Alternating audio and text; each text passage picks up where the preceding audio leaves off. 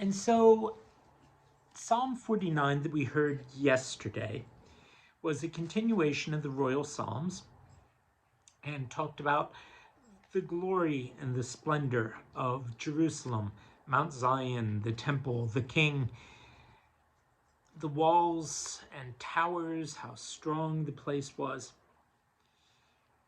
And then we come to Psalm 49. Yesterday was 48. Today is 49. This is the New English Bible, and this psalm warns about the dangers of pride. Hear this, all you nations. Listen, all who inhabit the world, all mankind, every living man, rich and poor alike. For the words that I speak are wise. My thoughtful heart is full of understanding.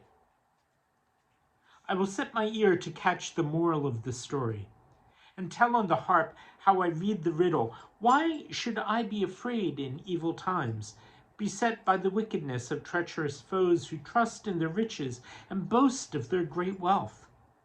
Alas, no man can ever ransom himself, nor pay God the price of that release. His ransom would cost too much for ever beyond his power to pay, the ransom that would let him live on always and never see the pit of death. But remember this: wise men must die. Stupid men, brutish men, all perish. The grave is their eternal home, their dwelling for all time to come. They may give their own names to estates, but they must leave their riches to others. For men are like oxen whose life cannot last. They're like cattle whose time is short. Such is the fate of foolish men and of all who seek to please them. Like sheep, they run headlong into Sheol, the land of death. He is their shepherd and urges them on. Their flesh must rot away, and their bodies be wasted by Sheol, stripped of all honor. But God will ransom my life.